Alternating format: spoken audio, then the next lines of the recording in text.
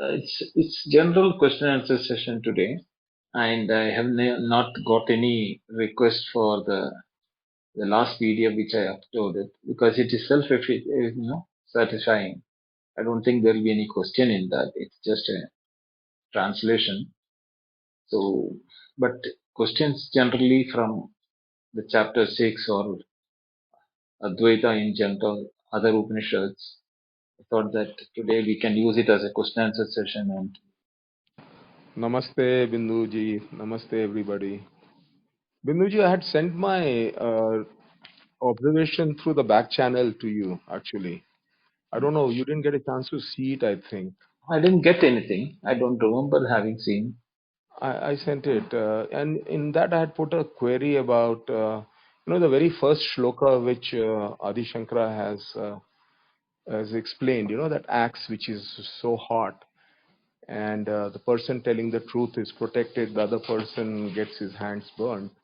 Mm, So there, Adi Shankara goes on to say that someone who is a jnani, who is in the truth, he is mm, protected in the sense that he clearly says that there is no rebirth for him. right, There is absolutely no rebirth. He is liberated, whereas the ajnani has to undergo the rebirth, right, right? So the right. question really is that if Brahman is all there is, and that is only there, that alone is there. Mm, So what can be born, reborn? I mean, this becomes a little bit of a mystery. Does anything really absolutely. get born? And should Very it good. depend on someone's, whether he's in jnana or ajnana? Uh, that this is a little bit of a confusing thing for me. Um, Good. how do you explain the rebirth which Shankara has spoken of? Yeah. In fact, this was the question I was expecting. If those who have really gone through that would have asked this question. I'm happy, Vinu, you asked me this question. Thank you. Okay. While explaining it yesterday and not in the last class, I mentioned about it. There was a technology or a system of Agni Parisha which is there mentioned in the mythology, appears to be that was a system in which the tests were done once upon a time, and how they were able to do it is still a question mark because prakriter anyuto bhavo na katanchit bhavishyati.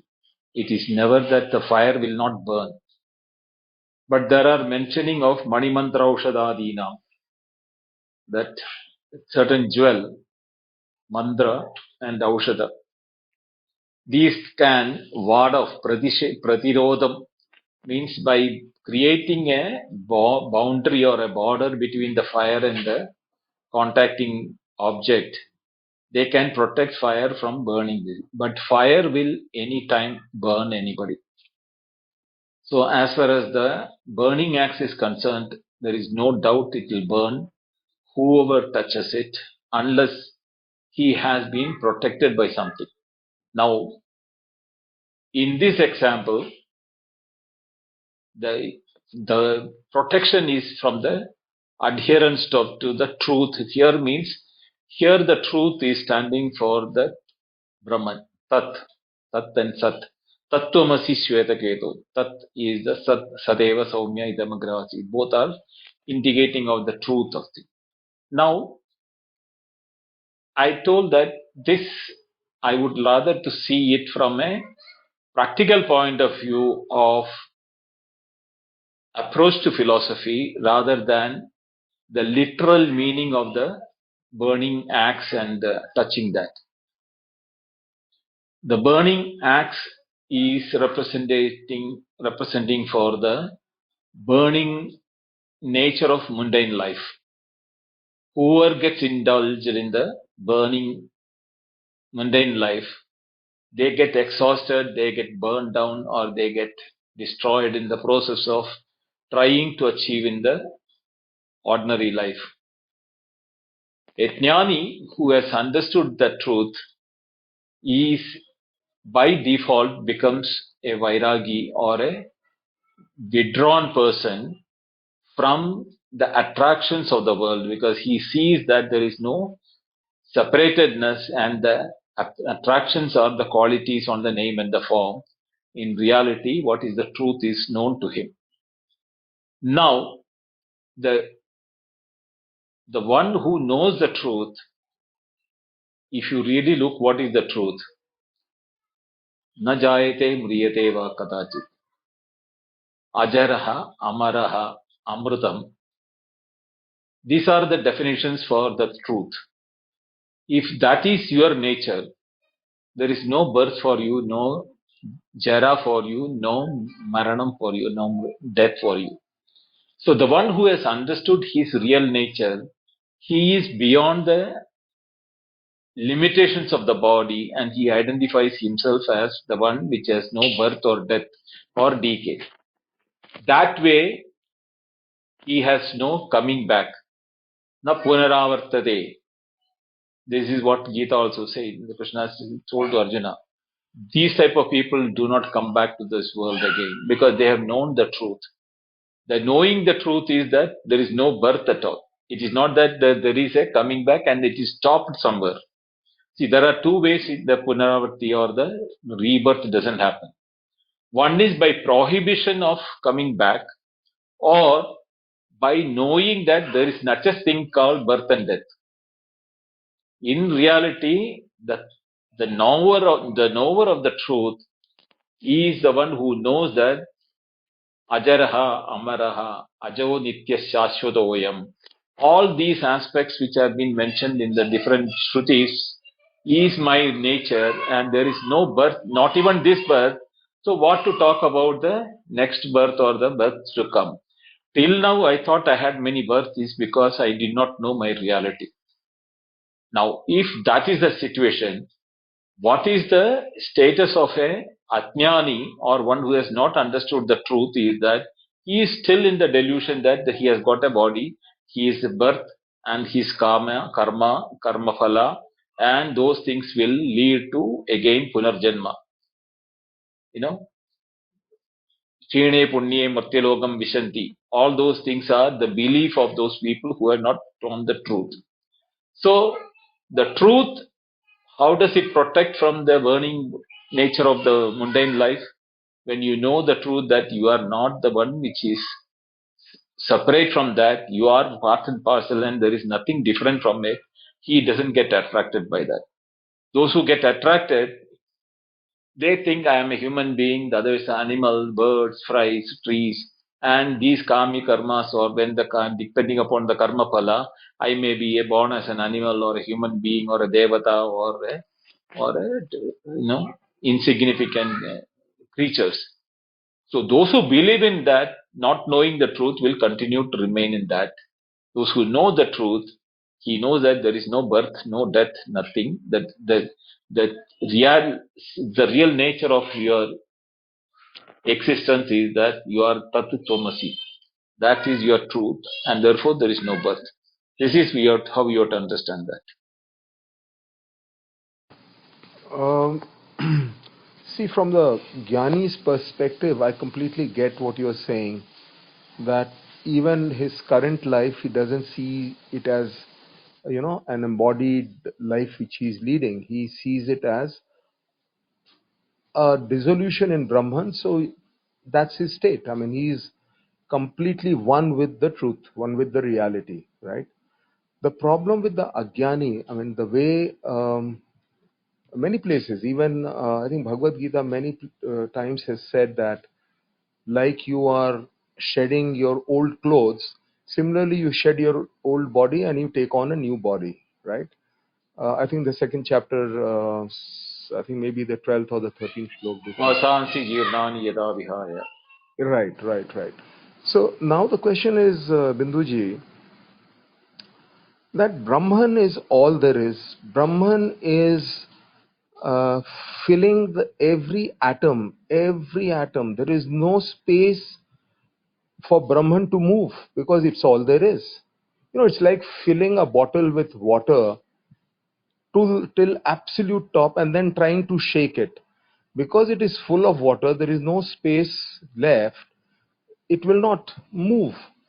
Similarly, Brahman uh, is still, and Brahman is all there is.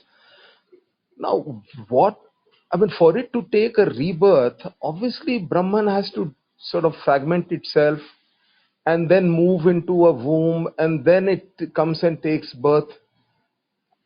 Can it really happen? I mean, on one side, we see the truth of Brahman, on the other side, we say that this sort of a thing will happen.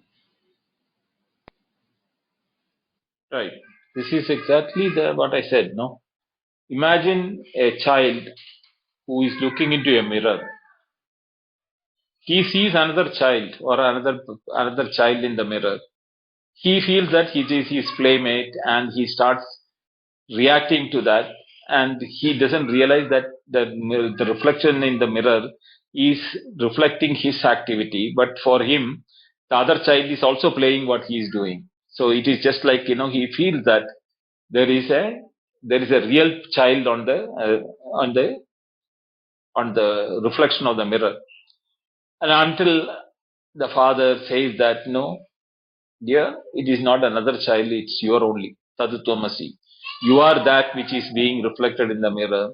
There is no separate entity behind that glass whom you think is existing. It is your own reflection.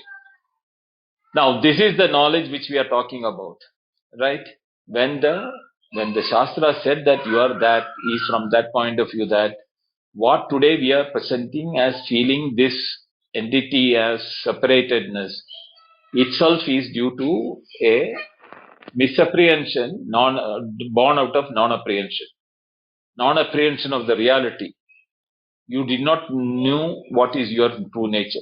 Even now, if we ask anybody in this, not only here, anybody whom you see that, can ask them to define themselves without, referring to the past or anything with related to the body. They will not be able to, because all they can think is, because the mind is part of the body, so only with the relation to the body they can talk about it, and that will include past, present, and future. So from that point of view, if you are saying that these statements in the Gita are mainly for people who are trying to learn these aspects of, how to get rid of that, this cycle of birth and death. For that, you have to start from the statement where there is a appearance of birth and death. Then only you can say that it is not there. Just like you are seeing a snake on the rope, but the one who knows the reality knows there is no snake, but when he explains to the person who sees the snake, he has to make a statement starting with, this snake, what you are seeing here now, is not really the snake, it is the rope. So he has to mention that this snake, what you see, it is the same way. This life, what you think is of your karma and karma pala, are out of your ignorance, thinking that you are the body. And therefore, the body feels like, you think that body is going through that. It is just like the reflection in the mirror or reflection of the sun in the water. These are the different examples which we can say. It is actually speaking, nothing is there really.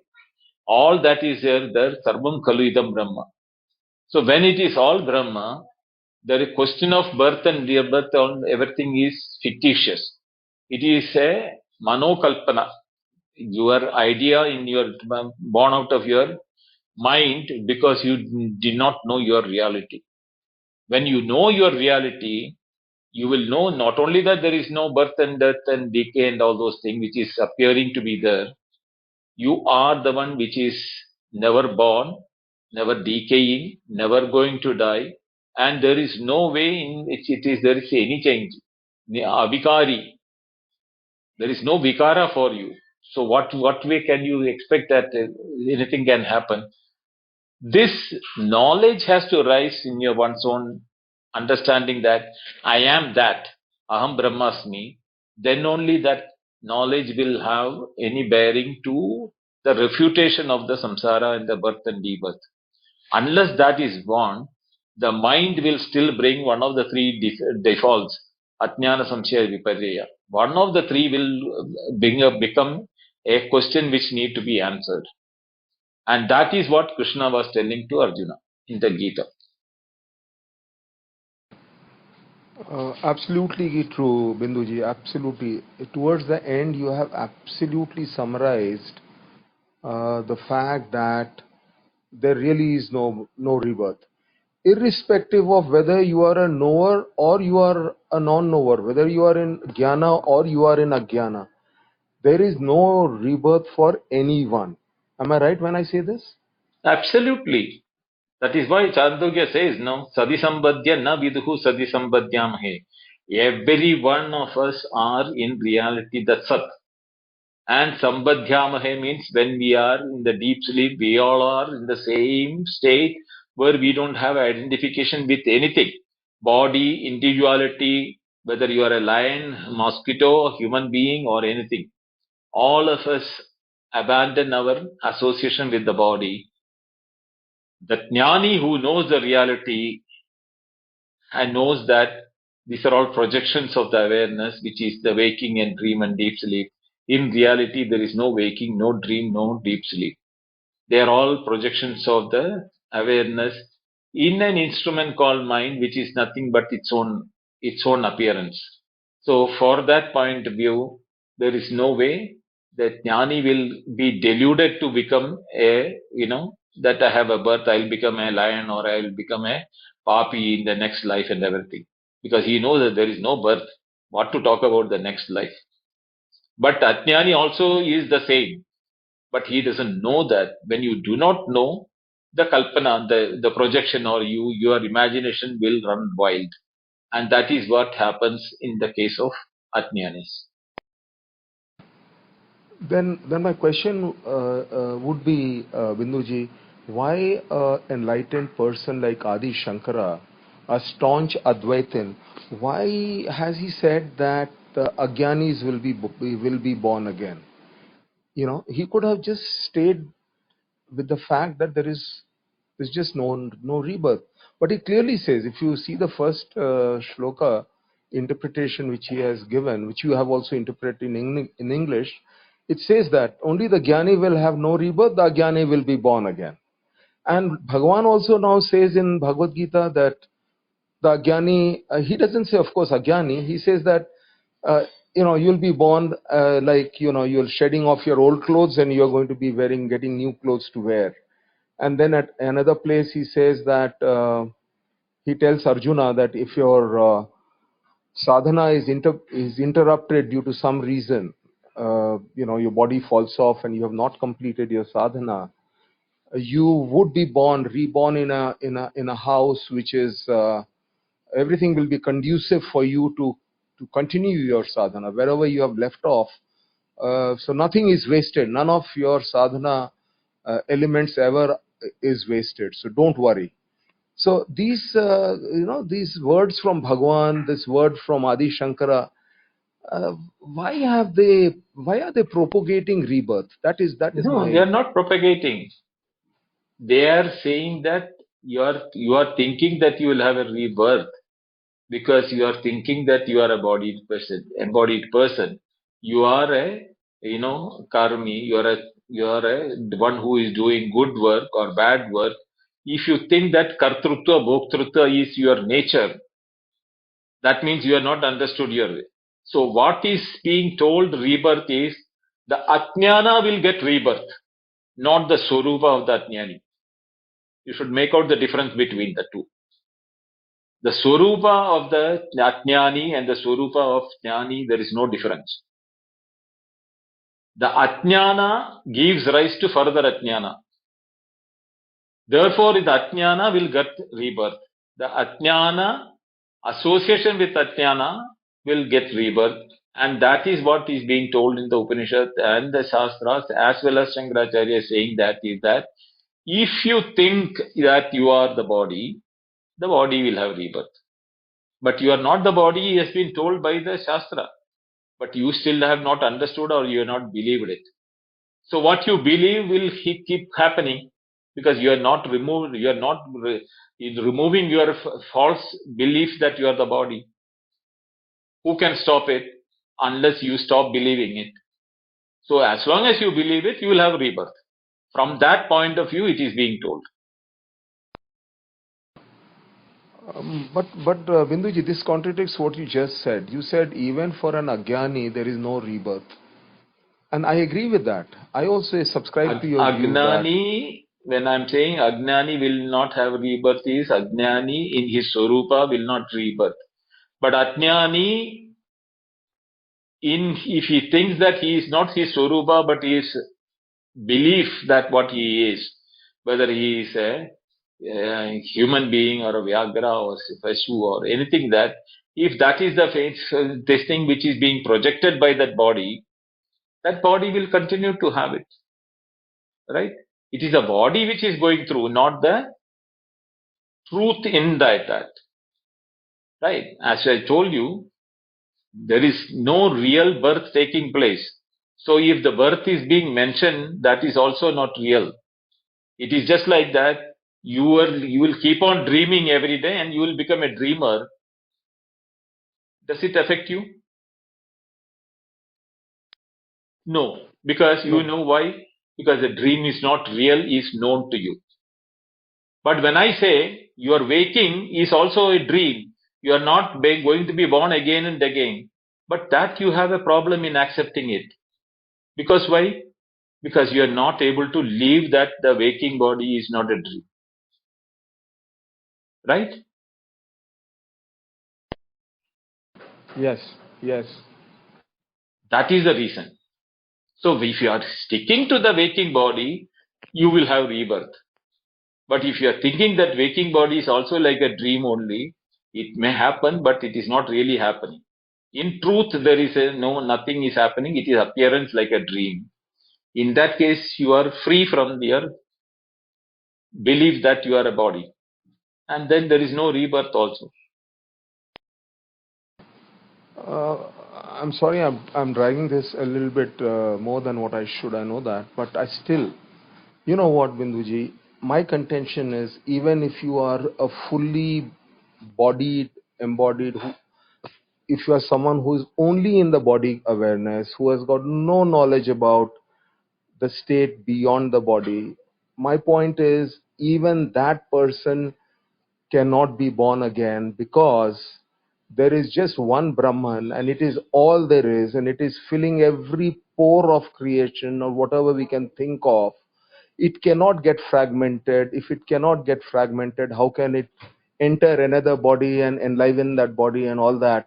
My feeling is whether you are a knower, whether you are a non-knower, whether you are someone who's totally in the body sense, there is no rebirth. That's my contention. Your And I content is absolutely, I'm agreeing with you 100%. There no, is no rebirth. but you There is just no said that. rebirth. Okay. There is no rebirth in reality. But if you think that you are not the reality, and if you are sticking to your unreal state, then if you are believing that there is a rebirth, so be it. It is not the fault of the reality. It is not having the knowledge of the reality what is making you think there is a rebirth. In reality, there is no birth. Ajo nitya shashvatavoyam. Ajadavadam of Chandogya is the truth. There is no birth. Appearances, if it is happening and that becomes real, who can make you feel that what you think is real is not real? It is only an appearance. Until the time you know it as an appearance, the reality will be reality. And once you know that is a reality and you accept it as a reality, whatever the consequences of that appearances now taken as reality will continue.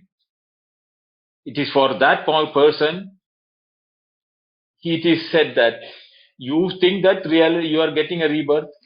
Yes, you are thinking, and in your thought you are getting rebirth. In reality, you are not getting rebirth.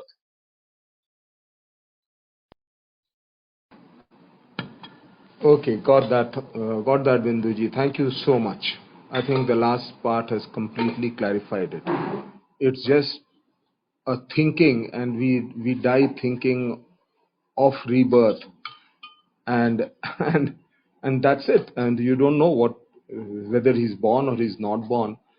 Uh, I think Adi Shankara, in a way, to dissuade people from staying in ignorance, exhorting them to get enlightened, he has laid um, the carrot, if I may use the term, the carrot of no rebirth.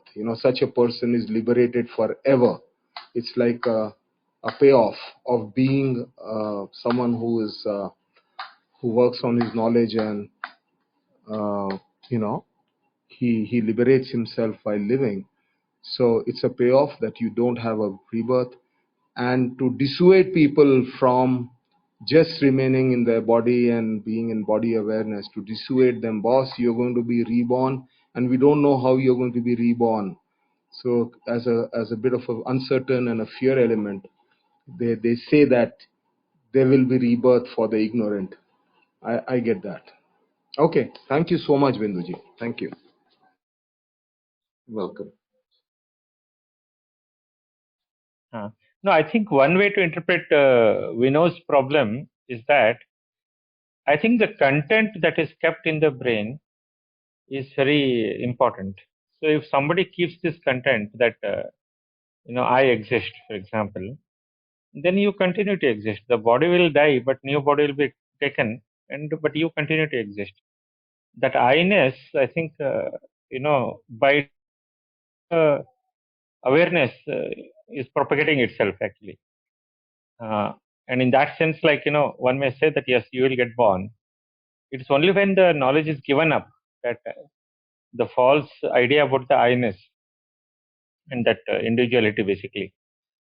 Then when it is given up, then obviously there cannot be any birth. I mean, in both cases, whatever exists already exists, and there's no change actually happening. It is just that the idea, it's like a view that is taken. That view is the one which is changing this way or that way. Isn't it that way? Yeah, that is exactly what I said. No, why if you think that you are a body and you are the body, and then there is for the body there is birth and death, then you're into the cycle of birth and death. But if you do you know that are you the body? Do you know what is your reality, who you are, or what is your real nature? The Atma Swarupam is what? If you know that, then only you will know that you are not even the body. The body is an appearance, because you had a body appearance in your dream. You have an appearance of body in your waking, and you had dropped both the bodies in your deep sleep. You didn't have any body, not even the idea of the individuality or the mind or intellect or even in the thought or the thing. So when all those things are there, the reality is that you are beyond all those things, and these are all projections of waking, dream, and deep sleep. All the three are projections of the awareness only. In the awareness, if the projections are there, projections cannot be real. The projections are projections. That is the nature. Devasya Swabhavaha. Awareness is the nature in which everything appears in awareness. Otherwise, nothing will appear. No? The awareness, the nature of awareness itself is to appear in awarenesses. So that is why. But when the appearances come, if we think it as something real, then the problem comes that becomes a world of experience. Yeah, just 1 minute, Samara, 1 minute. So, Vinodji, Tiwari, so my simple question to you is that do you recognize that you hold the knowledge tightly, particularly the knowledge that is obtained from the scriptures? And that is where the whole variations will start to happen. Yes, Vinodji, thank you. No questions. Samarji, you go ahead. Okay, thank you. Am I audible because I'm a little Yes. outside? Okay. Perfectly. Yeah, thank you. Binduji, my question is, of what you explained, then what is the role of scriptures? Would scriptures be also be just a dream which is coming across us? Because otherwise, what is their place in this Brahman?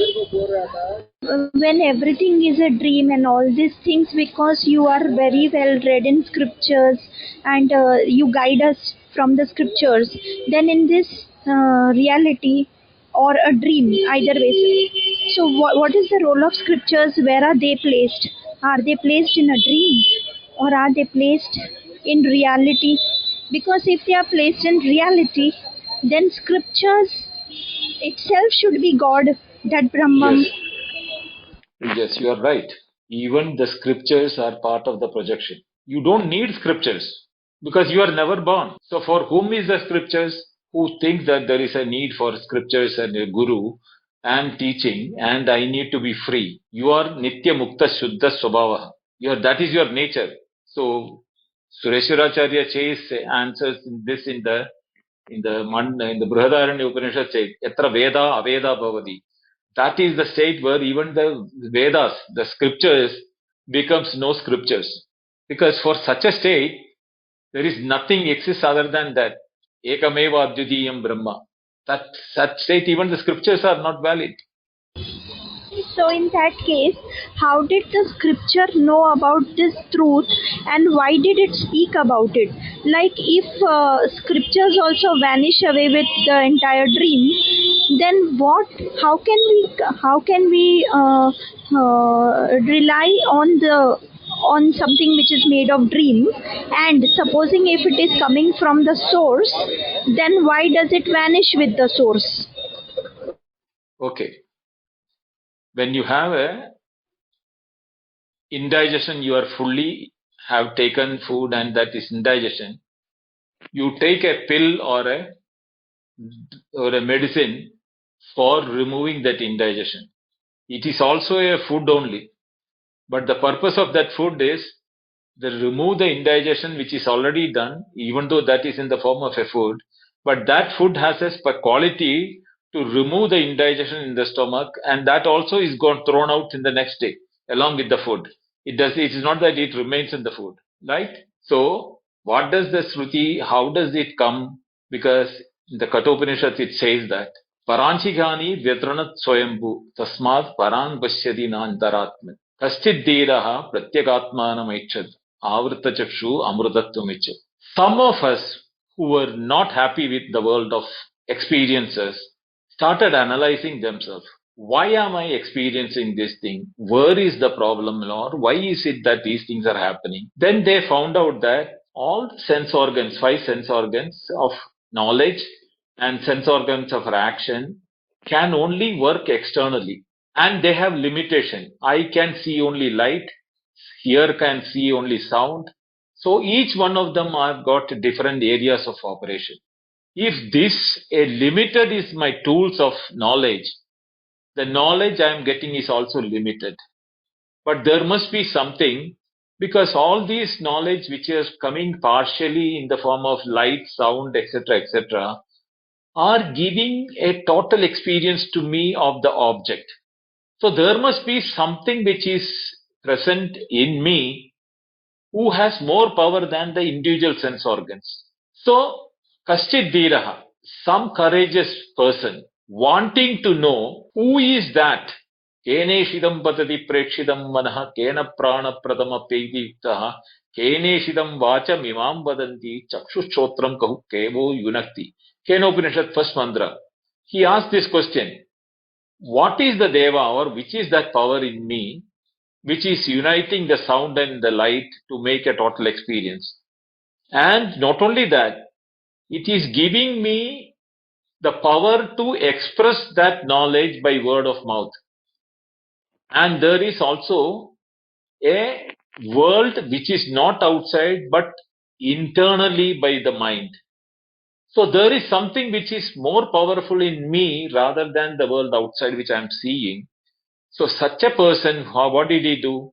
Avrta chakshu amrutatvam. Amrutatvam ichan. Looking at the immortal nature of the individual inside or the power inside, That power should be immortal. It is there everywhere. So he did what he did, Avrita Chakshu. He started looking inward and Pratyagatmanamaitat. He realized his Brahman. He realized his nature. Vidida avidida dadi. Avijnadam vijnadam vijnadam avijanatam. All those things are, it is beyond known and unknown because it is not for the sense organs nor for the mind to fathom that. It is beyond that. So it is beyond known and unknown. At the same time, there is it which is beyond the realm of known and unknown. And it is not just beyond means it is not unfathomable. It is in which both the known and unknown is experienced. Therefore, it is bigger than the known and unknown. That is what is to be found out. And that person found that it is my nature, it is that my nature, not I am the body, not the mind, not the intellect. So, now all those things which is objectifiable, he starts objectifying it. He thought he could see his own thoughts. So the thoughts and the mind is not him. He could see the sense organs, the objects, the body, the changes in the body. Everything is known. What is known has to be an object. The knower of the object has to be the subject, which is unchanging because the changes are known by him. So he found his true nature in that. Such people, when they explain to their subsequent generation or these people around him, it became Upanishad. And that became the Shruti for us today.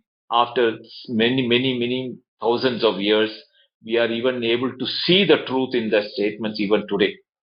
But they also said that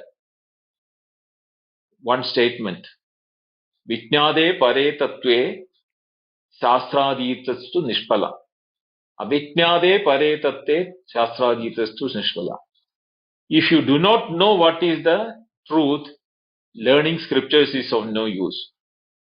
After knowing the truth, then also the scriptures are of no use because you already know the truth, what is there in the scripture. So in either case, the middle type of people who want to know the truth are the people for whom the Shastra is there. Then Bindoji, the person who realized this and wrote these Upanishads for us, the dream continued for that person, right? Because the person had to mention these scriptures for somebody like you said, for the coming generations like us. So I'm asking, once a person realized to that extent, why did the person have the need to write the scriptures? That means definitely the dream continued for that person, right? No, it's not like that.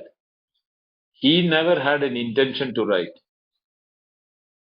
Seeing his nature, those who are around him asked him, what is that you have got because of which you have now become disinterested in the world outside?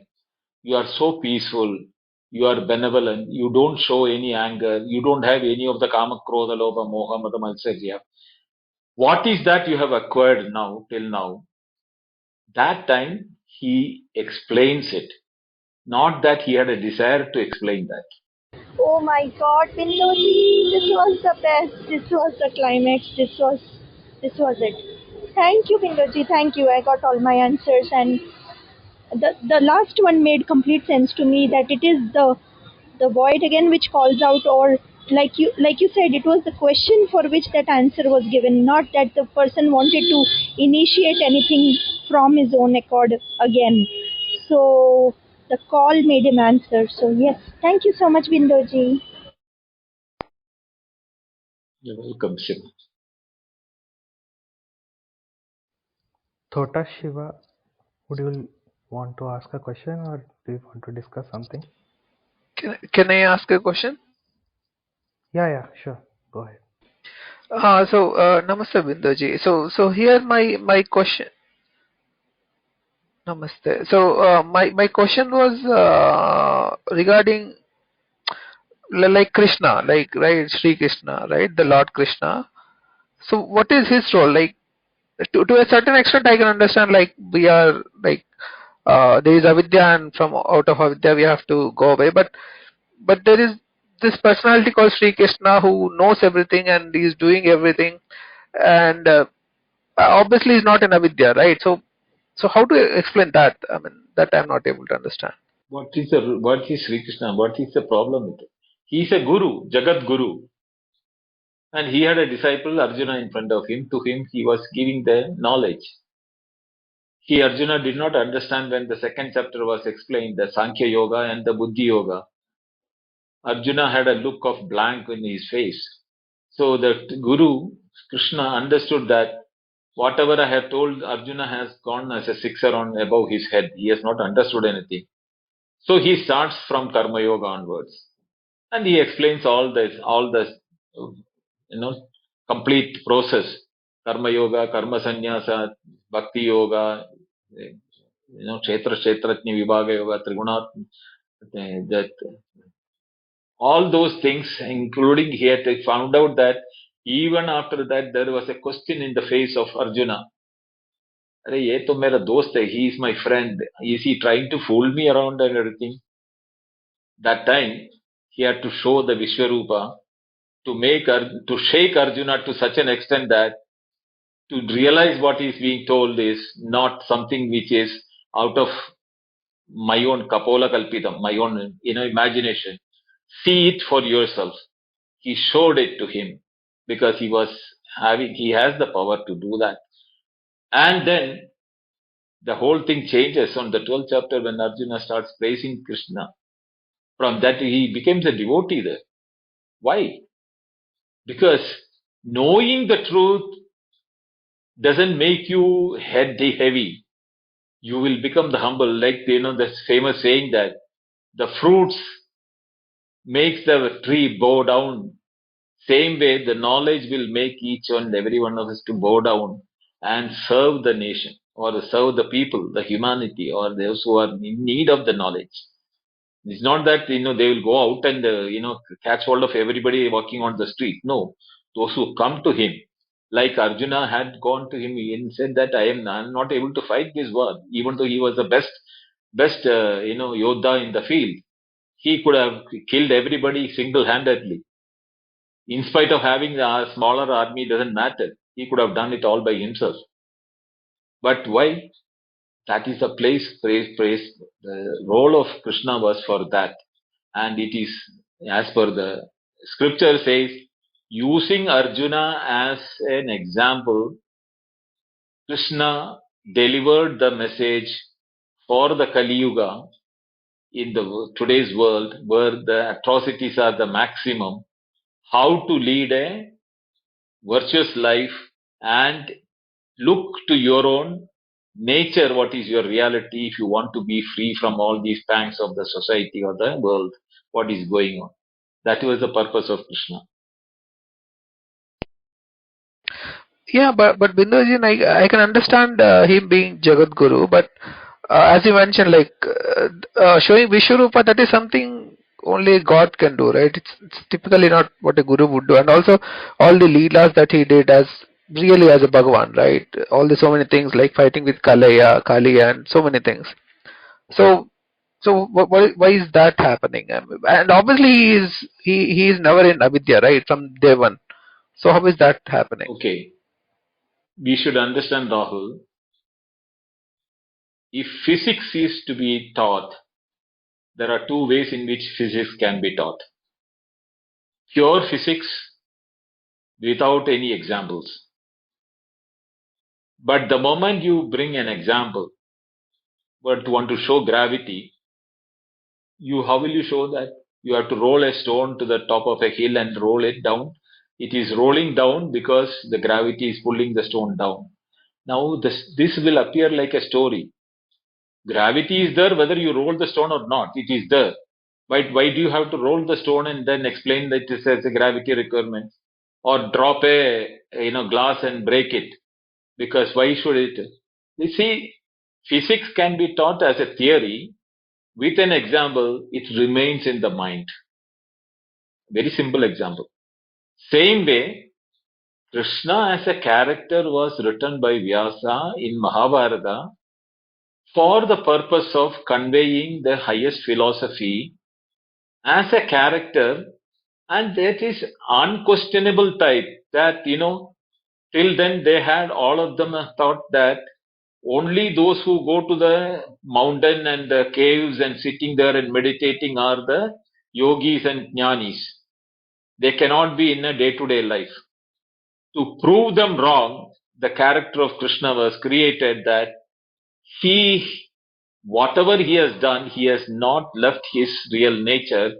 That the apparent mischiefs which he is doing was to show that those mischiefs are, in fact, had an underlying message for correcting adharma.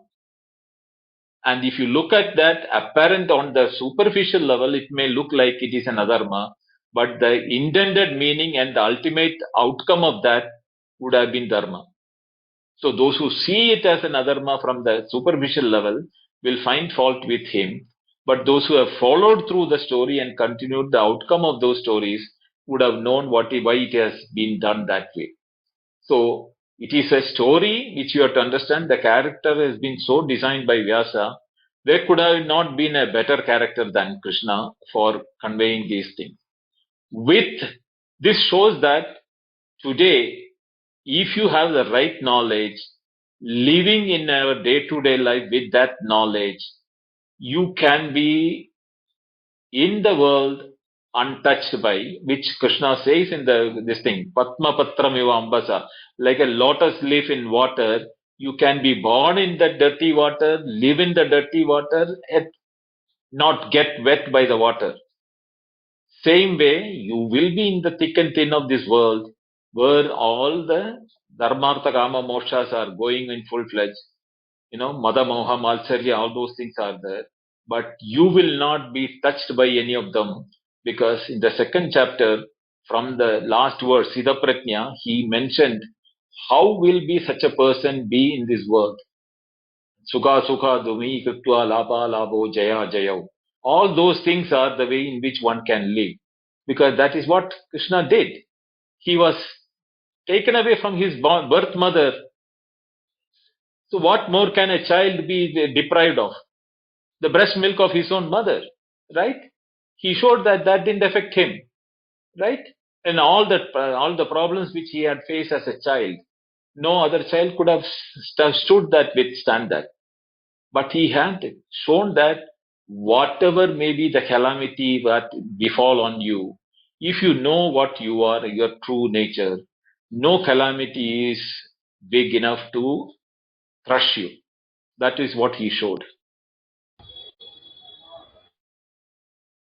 Okay, thanks, Bindaji. But only thing is now it raises another question. Now, when we say that character was designed, so effectively then Vedavyasa is the Jagat Guru, right? And are we questioning the historicity of Mahabharata here? So is that how we should look at it? I'm not mixing up what you call the messages in these books with what you call geological or archaeological findings and whether these things are right or wrong. I have no time to waste on that, because those are all for historians and people who are interested in that. For me, philosophy is more important than the archaeology and the geology of things, because they have their own role. It may be good. Whether Krishna was alive or whether he was a living king or whether he walked on this earth, it doesn't make a difference to me today. What makes difference to me today is what he taught me through his Gita. So why should I bother whether he was a living person or whether that character has been created by Vyasa? In either case, for me the benefit is what quenches my hunger is the philosophy. I'm not interested from which part of the world the food has been cooked, or whether it is cooked by a five-star chef or an ordinary person on the street. Doesn't matter, right? So get these things will only take you away from the principle or the main intent of these books or this philosophy, what we should be learning and following. rather than trying to say, happen to, now let me assume that if it is a mythological story, whether such a person was not there, it is a mano kalpana of Vyasa also. What does it mean? Can you apply this into your life and see whether it is working or not? Whether that is more important, or whether you want to deny that Krishna was never a real person, therefore Bhagavad Gita also is not real, and then what will you lean upon? What is the other philosophy where you can look for, right? So we have to see that. Don't get into.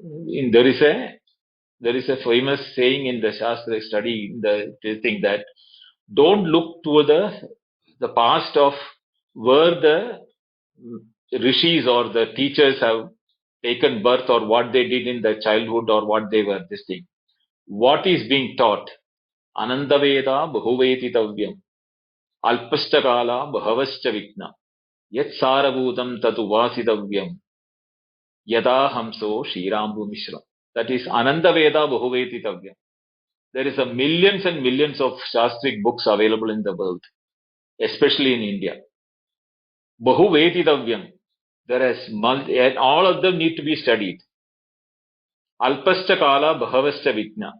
We have a very little life, and there are many obstacles, because all the 24 hours we can't study them. Even if we study it, one Brahma Sutra we can't complete it. Forget about the rest of the books. Alpasta kala bhavasta vitna. So what does they say? The wise people say that yat sarabhudam tat upasidavyam. What is the nectar in all these teachings?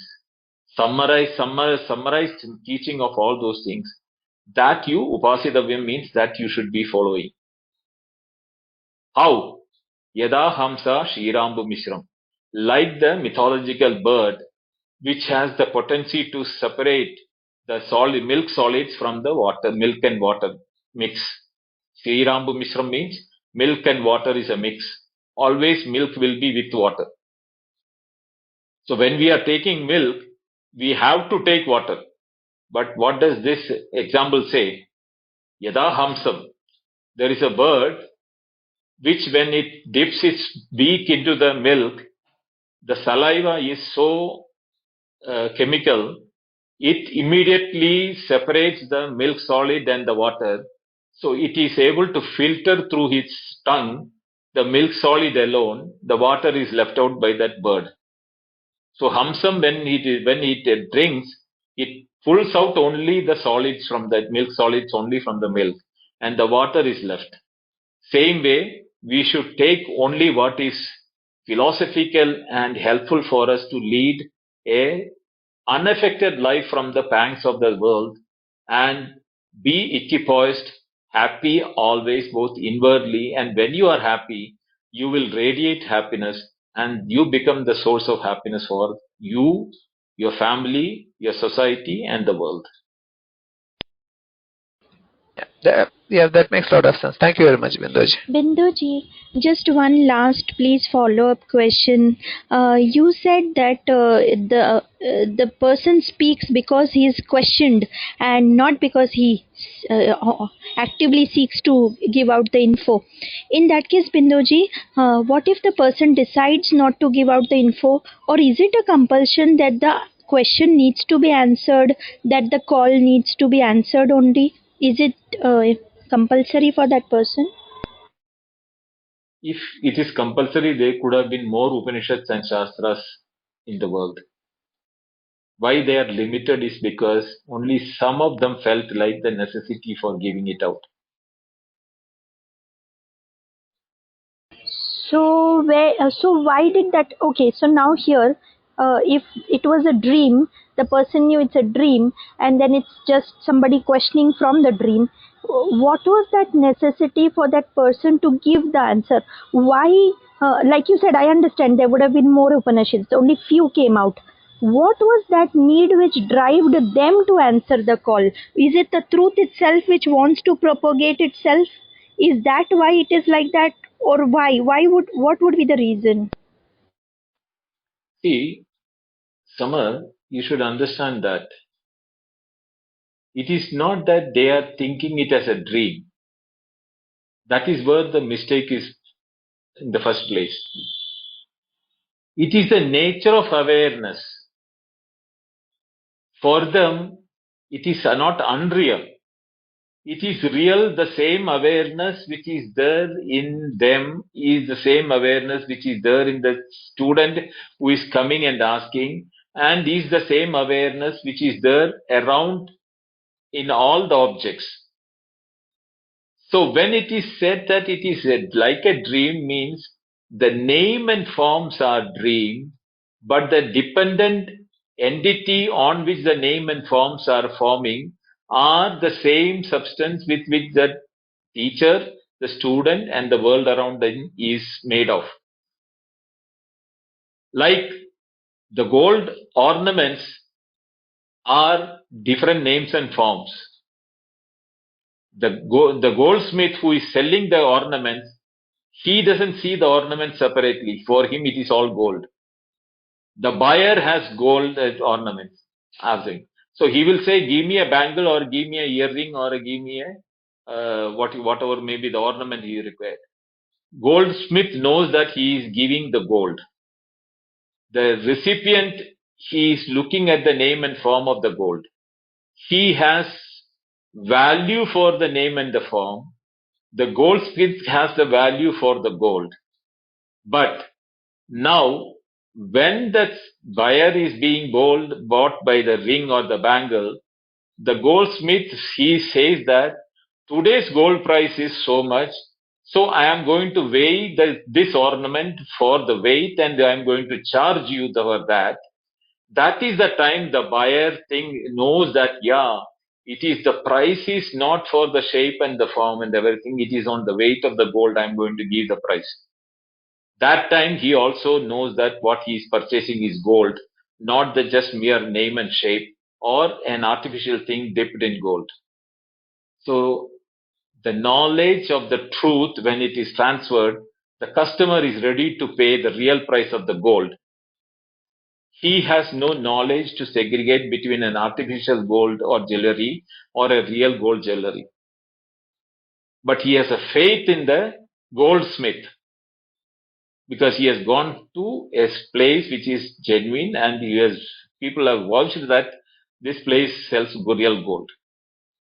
So what happens is that the transaction takes place knowing very well that what this teacher is telling is the truth and what is being told is beneficial for me, and therefore I am ready to listen without any my mental block what is being taught.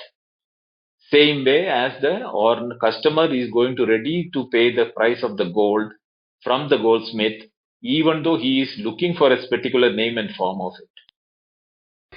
Wow, yes, I now understand. So when you said that the person doesn't really have the need to say, it's the other person when he asks this fellow shares. So now really the whole onus depends on the person who is buying the gold, and because he wants it so desperately and because he has faith in the gold seller, and therefore he is ready to pay the price of that gold and take it, and so the transaction takes place. Okay. Thank you, Binduji.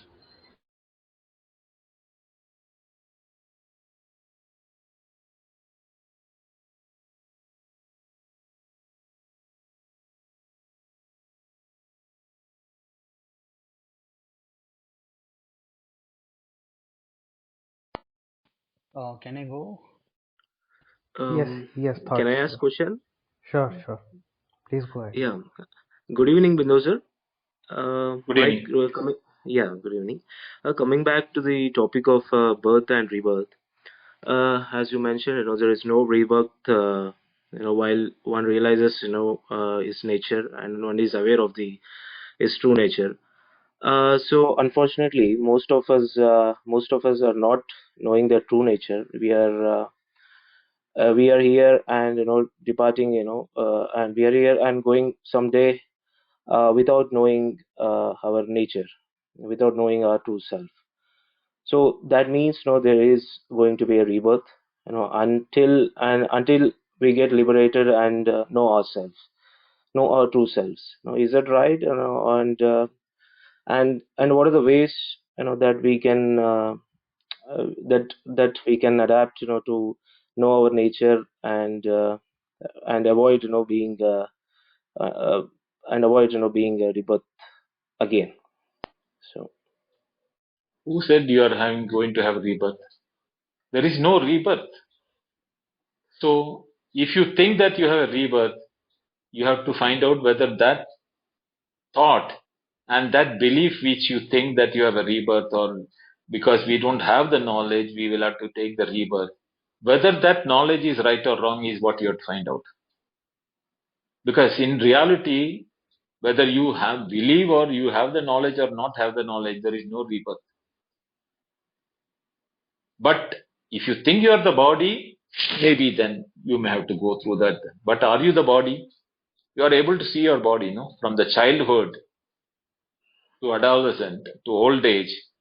The I, which is experienced in the body, has not gone through any aging, no changes.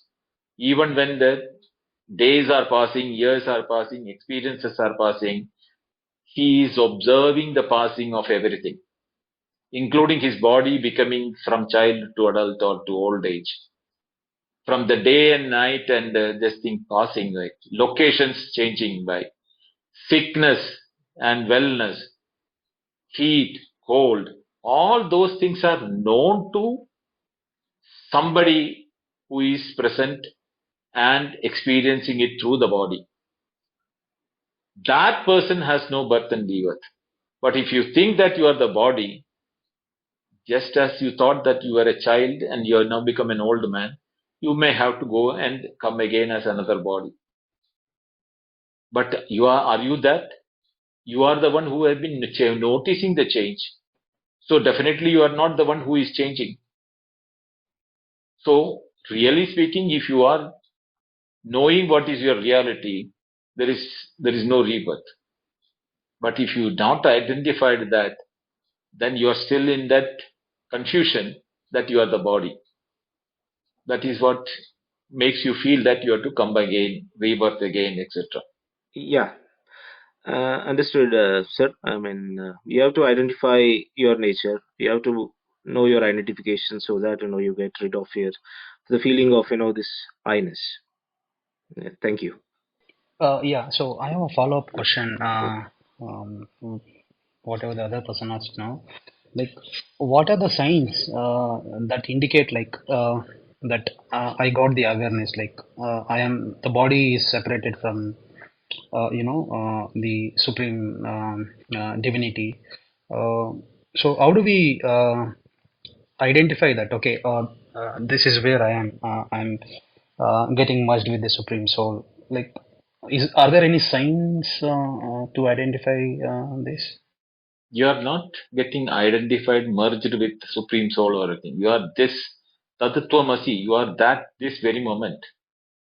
What you think you are now is not what you are. You will know it that what is your true nature, because you are the one who is now thinking that you are the body. So you have to stop that. When you stop that, what remains is that you are aware of your own nature. It is just like that your toothache or your stomach hunger, no man from outside can make out whether your hunger has been quenched or your toothache has gone or not. Only you will realize it, no? This is something personal and immediate. Other than you, nobody else can know it. Right now you are thinking your body, therefore there is a problem. The moment you think you know that you are not the body, but you don't have to know who you are. The moment you know that you are not the body itself, it will make you realize who you are. Because that is the one, you are the one who is thinking you are the body now. That is what is that name and shape or the form of that one can never be known, because there will be always somebody who is knowing that. This knower of the known can never be known, because the knower itself is always known, knowing himself. His own existence he doesn't have to tell anybody, told by anybody or objectified. So he is knowing himself, but when he identifies with something else, he forgets his nature and he identifies with that. Then he becomes the body identified individual of the human being.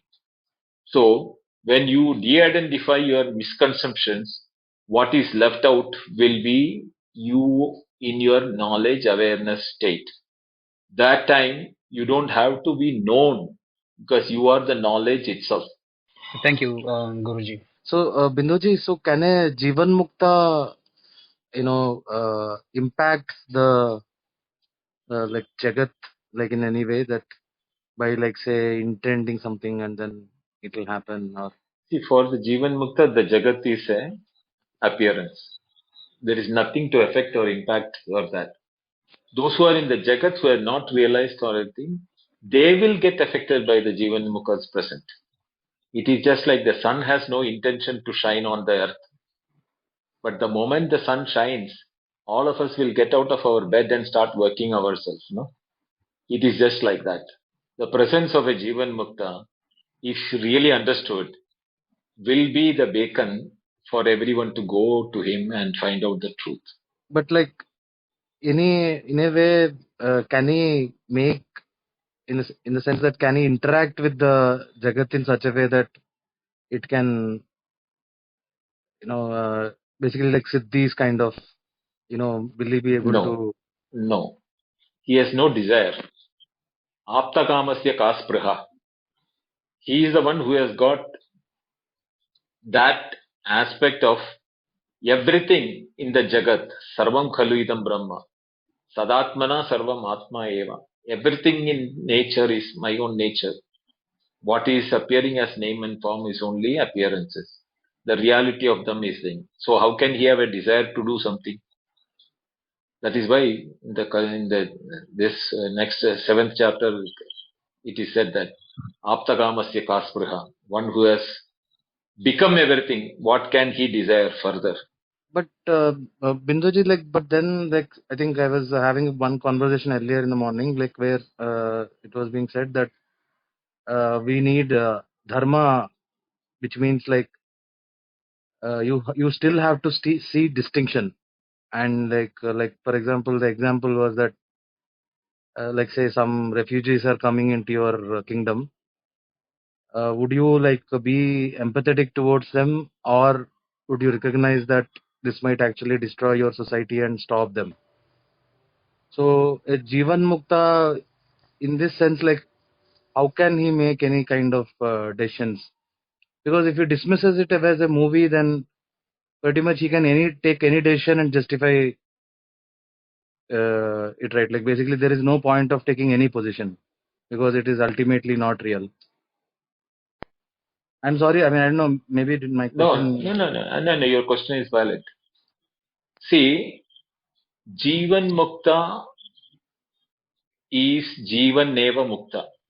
While he is alive, he has realized and he has become freed from the body limitations or the body identification. Right?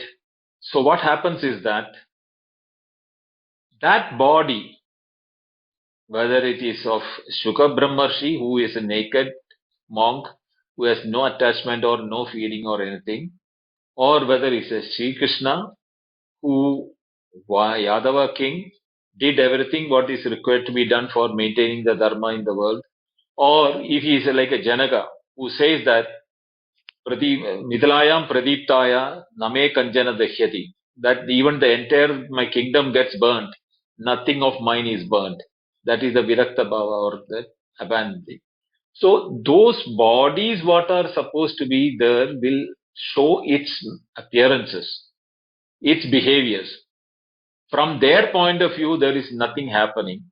From the other's point of view, those who are seeing that, they will say that Jivan Mukta is suffering because his body is going through cancer, he is having a throat cancer, he is miserably suffering. All those things will be attributed onto the body, which indirectly, like our own normal misunderstanding that I am the doer, I am that all kartrutva, bhoktrutva, all those activities, that doership and everything on is taken by us, which is of the body as our but we are the witness, not the doer or the enjoyer. Same attitude we will put on to the Jivan Mukta also, saying that the Jivan Mukta had a desire to wipe out the invaders into the country, or whether he had this thing.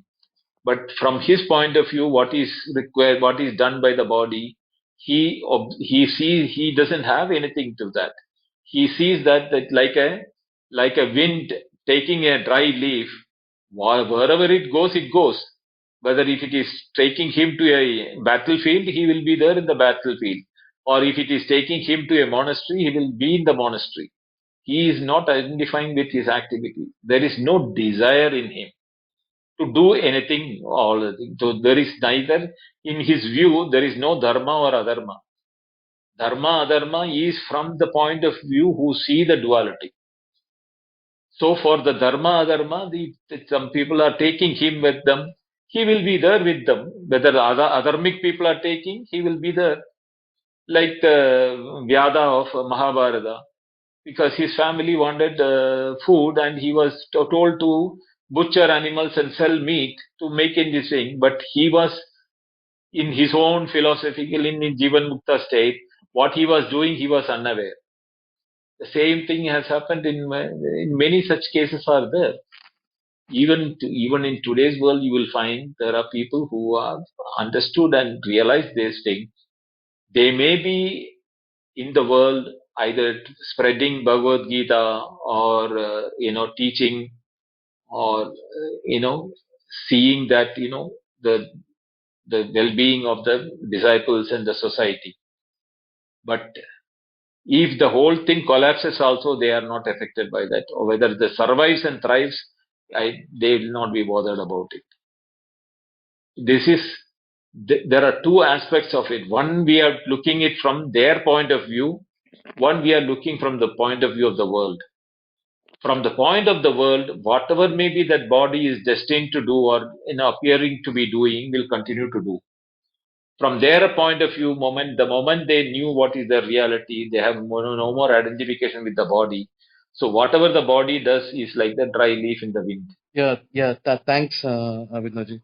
But Bindoji, one another like probably follow-up question is like, so this entire position or like understanding, but what would be it kind of also kills the morale to be like ambitious or like do anything really or take anything seriously. For whom is the morality? No, not morality, Bindoji, but morale.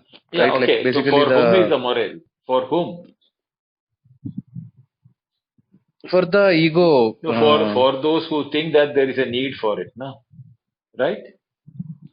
Yeah, but is this like kind of leading to inaction in any way? No, Bindoji? it is not leading to inaction. That's what I'm saying. The body will continue to perform what it's supposed to perform.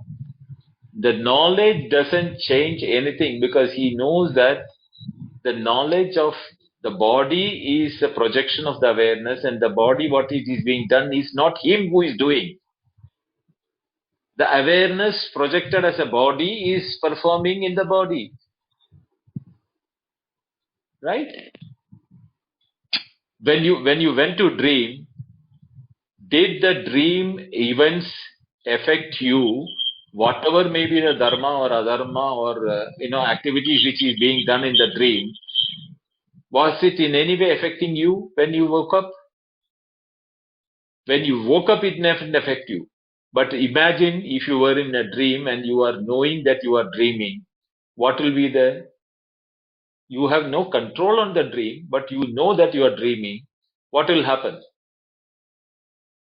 You will not control it, because it is not really happening, you know that, right?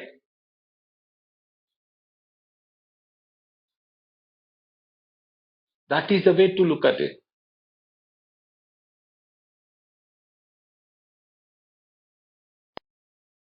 But an understanding that there is no actor will naturally inhibit any kind of action, right, Bindoji? Like, Tell me how. Tell me how. like You are it's you are yeah. assuming certain things and telling. I want to know what is your assumption in that. Basically, like say, I mean, basically, it's like say, like suppose without this knowledge, you would be kind of responsible for your actions. That if I am making a decision, then like so there is a responsibility associated with it. So you kind of try to be careful, look at the future, like weigh the pros and cons, and then make a decision. But with this kind of a knowledge, you will probably just go with the flow and be intuitive and just you know No, and then kind of it is not start. that. It is not that. See, all those things are coming because you have a desire for a result, isn't it? So that is also another problem in Uji. Like if there is no ambition for the result, then that is also in a way Why, it why kind of. should there be ambition? Because you are a reality of the ambitious target, right? Right? You Yeah. agree? I don't mind if do you mind, SK, do you mind if I jump in here? Because I also have a very similar question. And I think, Bindo, I would wonder, probably as SK would, if you don't have, I, I would just going to use a broader term of motivation, and ambition probably falls under that. If you don't have motivation towards anything, or drive towards anything, I would actually even question if you don't, Bindo, because I would assume you ate today, you had the desire to sleep at some point last night. Um, Without this sort of motivation, effectively, there's nothing being done. And I guess the question is, do you have the motivation, but you're just decoupling it from what you refer to as the observer, and it's like you're observing another observer having the motivation? Or are you saying you're completely devoid of any sort of drive or motivation as an individual? There is no motivation.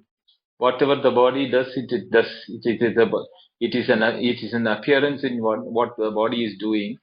Whatever it goes through is also the appearance it's going through.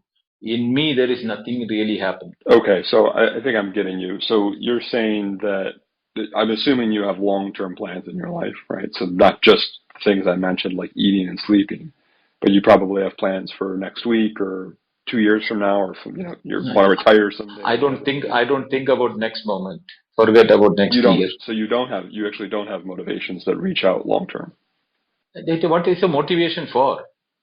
Motivation should be for a result. If you have result is itself, the action itself is an appearance. The result is a result of an appearance. So where will be the reality for that result? Well, do you have plans for the future? We don't even call them motivations. But Nothing. do you say, hey, I don't know what stage of life they are. No plans. Or whatever. Nothing. Just nothing. As long as the appearance remains, enjoy it. That's it. Interesting. Well, okay.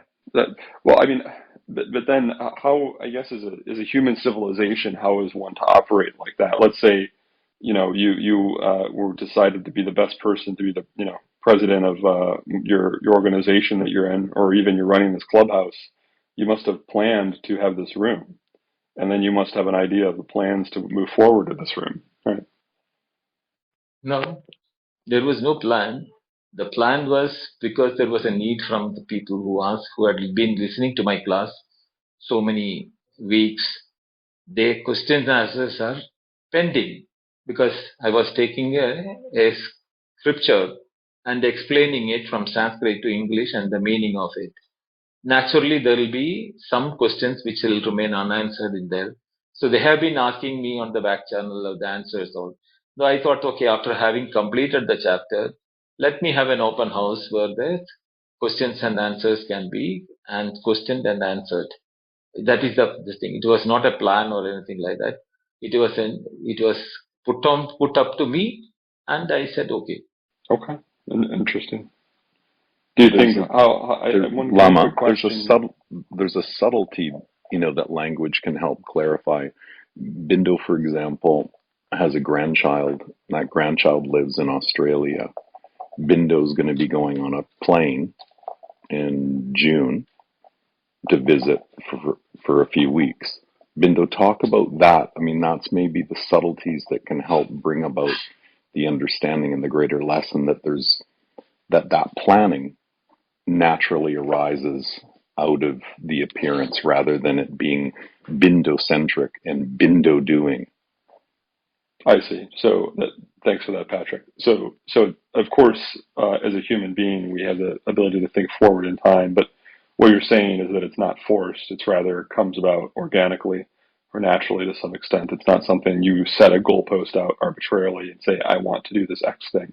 Is that generally what you're saying, Well, Patrick? there was also something in it that you said that there's part of like the way that you're constructing sentences, there's built-in assumptions when you say as an individual, and you're assuming that Bindo identifies as an individual and that individual is actually doing something. And that's a fundamental misunderstanding of reality. Right. No, I understand what you're saying there. Okay, interesting. One really, my last question. Just semantics. Yeah, that makes sense. I guess for Bindo or Patrick, I'm just curious. Let's say everyone in the world thought or had the mindset that you do, and were able to think in this manner. How do you think at a high level that changes the world? There is not everyone or many people in the world. There is only one thing. It is the same awareness which is appearing as many. Like many appeared in your dream, it is your mind which projected all those people and yourself and the world in the dream. They were not really separate from their mind projection. This appearance which we are having in the world and the experiences which we think independently and reality is from because we are inside it. But unless you shift your identity from the individualized, ego-centric individual person to that awareness which is projecting the individual and the world outside, like the dream, the world will be a reality, and the question of what you are asking will have a validity. But if you have shifted your awareness to that one which is projecting the world, from his point of view, there is no answer. There is no need for an answer because they are not real. Lama, one of the best lessons that Bindo shares is the analysis, of waking and dream. If you see, I guess maybe you're in India right now, you're going to be going to bed soon. Dreams will arise, and there's an acceptance when you wake up tomorrow that Lama was in those dreams, but he wasn't actually making everything happening. He wasn't identified as the others in that dream, and that's the shift that's necessary to see waking in the same way, that you're part of that appearance in waking, in the same way that you're part of that dream, that you're not the doer of those dreams, but in the same way you're part of that dream, and that Lama is being dreamed in waking as well. Yeah, absolutely. Patrick, I think at least personally, I certainly know what you're referring to, and I enact it to a certain extent. I probably don't enact it so fully and purely as you or Bindo do. I do like to retain the idea that there's some sort of individuality that I have as a purpose of being a conscious entity with one perspective that seems to be persistent through time. I sleep and wake and sleep day after day. And I find that very hard to reconcile with not being that individual whatsoever. So I think that's where I have a little bit of a paradox in my mind of the observer observing the observer, but then I think even the observer that observes the observer must exist as an entity unto itself, which has a persistent perspective, which is out of my brain and my body. You change. You acknowledge that you realize that there are changes of waking, dream, and deep sleep, and you are aware of the changes, and individuality is being superimposed on that. If you are knowing the changes are happening, the one who knows the changes have to be separate from the changes. So you cannot identify yourself with the waker, not with the dream, nor with the deep sleep. You are to be separate from the three to know these changes are happening, and you are observing the changes taking place. That if you can focus on that, that is the only time when you become the observer, not present in the waking, not present in the dream, not present in the deep sleep separately, but one observer who knows the changes taking place. And that observer is the one which is untouched by the waking, untouched by the dream, untouched by the deep sleep. That is where the shift has to take place. Got it. It all makes sense, Bindo, Patrick, and I personally, not through your or frankly any spiritual teachings, I've come to this realization over time, and so I find it quite interesting that I find people like you that then I don't know if probably coincidentally is not the right word, because there probably is a deep truth to it, but find it quite a similar idea, and clearly you've been much more focused on it in a more purposeful way than I have, but nonetheless I've been moving slowly towards that as an individual over time, again not through formal teachings like this, just through my own journey as an individual. Right, I said it again, but you know what I'm saying. Okay, it's really interesting. Thank you. Binduji, even this idea of ego from existence point of view, maybe why is it there in the first place? Every now and then the need to protect the organism, say for example hunger, if you are standing in front of a moving vehicle and that need to remove it from the way, that sense of boundary is there. So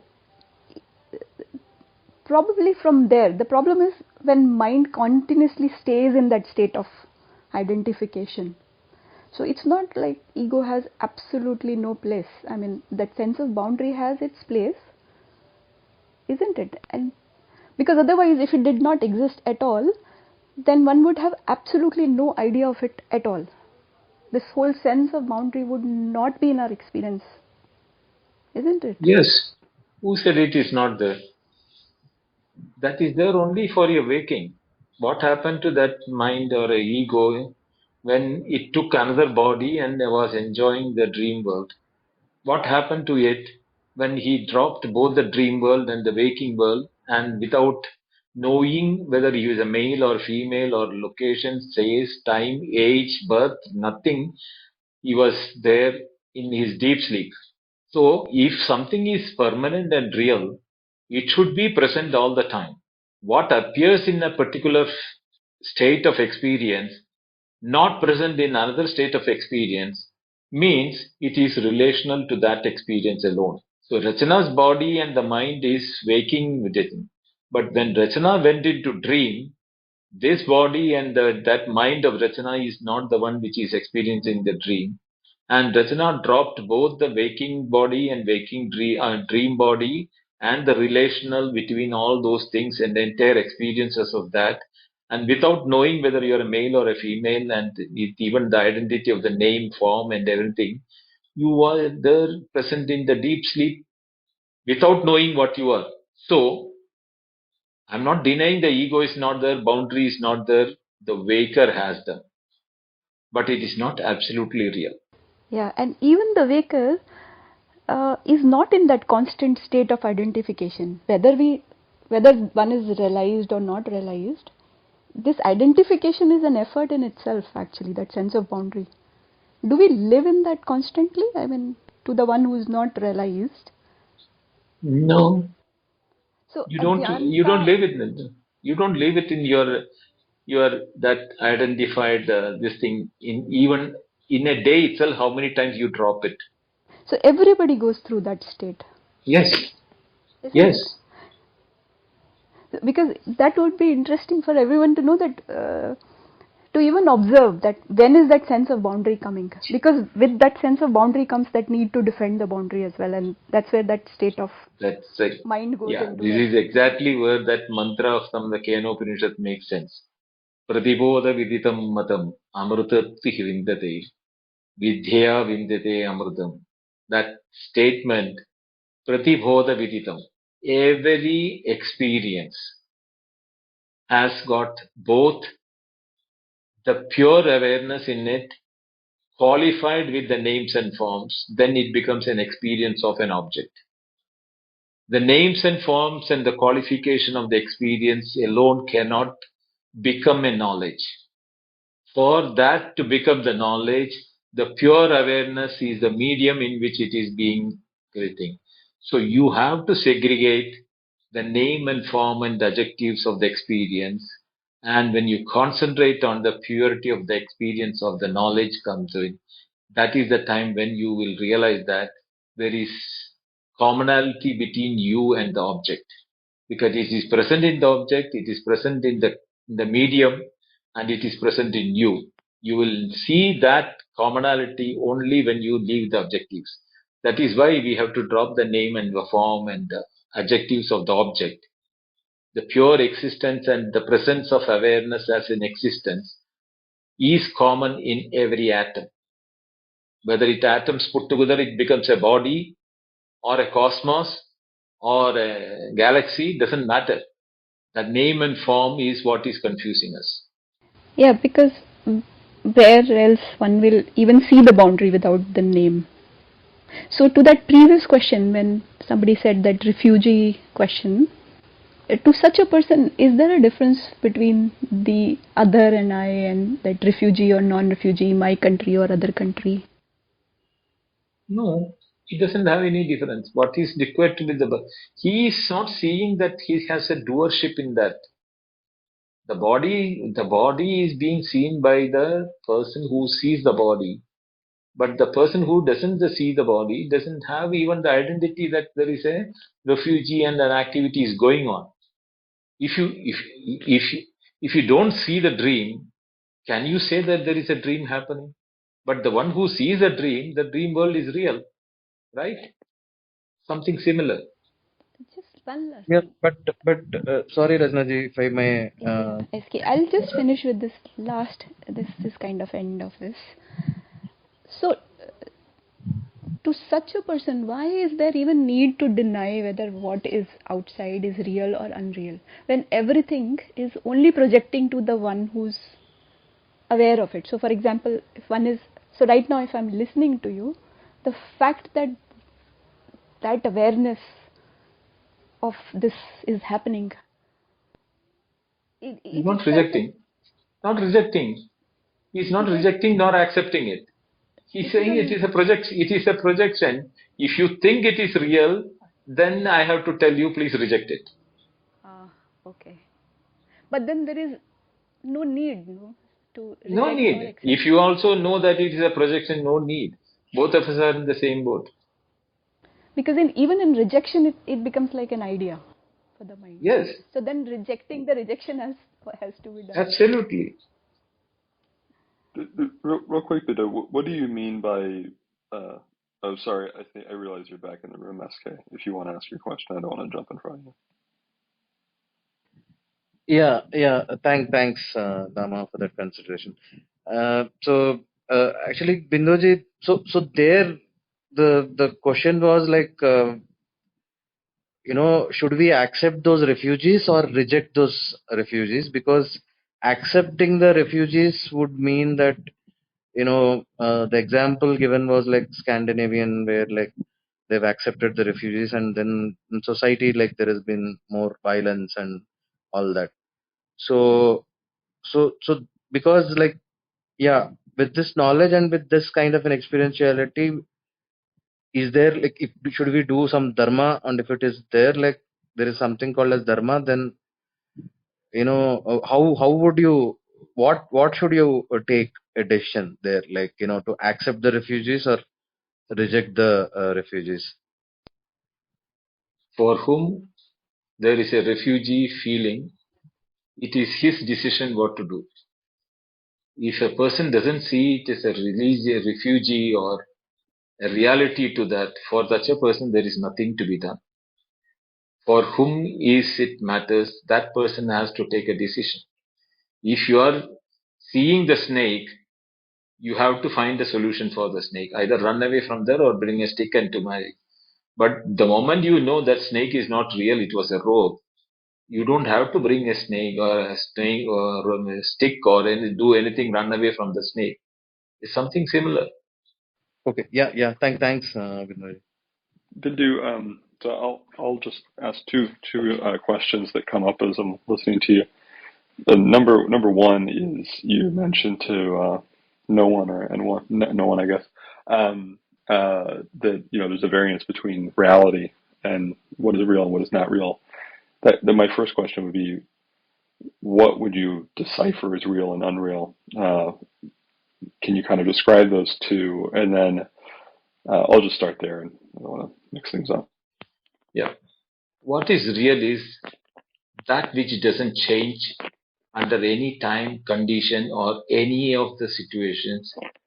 The nature and the reality of it never undergoes any change. Only that one you can call it as a real. Anything which changes according to the situation, time, or space, or experience, then that is appearance. Well, is there anything, Bindu, that doesn't change? I guess for me and the study that I have done, I'm hard pressed to say that anything doesn't change. Even the laws of nature, if you were to assume that there's a hyperverse outside this universe, it's possible to see those in flux. Let us take existence. Existence as a fundamental principle, can it undergo any change? Well, okay. So I think that's your answer. Yes, it does. Is existence does not change? Is that what you're referring to? The name and form of the existence can change, but the existence as a fundamental principle doesn't change. And the existence is known because it is having the consciousness or awareness to exhibit its existence. Not the knowledge of the consciousness with which we know it as objects or names and forms. Okay. The very existence is exhibiting its presence by consciousness or awareness. Okay. It has no qualification for it. Got it. So we call it as existence awareness. Okay, got it. I'm going to try to paraphrase here, and see if you would generally agree. The existence as it is itself, in any form that it takes, is the one thing that is real and is unchanged, or does not is always present and is unchanged. But any form of that existence, meaning any conscious representation of it, or I don't know, whether you would see it this way, or any representation which we see in the world around us, is ever changing and is therefore, in your view, unreal. Right. Got it. Okay, I appreciate that. I think it's interesting. I have a notion of, if there's these ideas of theories of everything, which I think is pretty ridiculous from a scientific perspective, and we're only infants, but at the very base there is nothing, and then there is what is possible. So the nothingness is actually, one could say it exists in a state of nothingness. I think that's a debatable semantic. But then obviously there's the state of what is self-consistent. Yeah. And I would call at least all those things that are self-consistent to be those that exist. Perhaps it's a similar. So this is exactly where the scriptures, what we call it as the Upanishad, make the difference. Even the nothingness is knowledge. Therefore, knowledge doesn't change. And that right. Knowledge is knowledge of specific. It is the knowledge in its own purity in the form of existence knowledge. Right. And nothingness exists in it. Yeah. Right. I almost see it as the negative. If you look at it like a black and white, it's in order to know what an image is from a black and white photo, you need to have the black, which then highlights the white and gives shape to the white. I think we're thinking the same thing.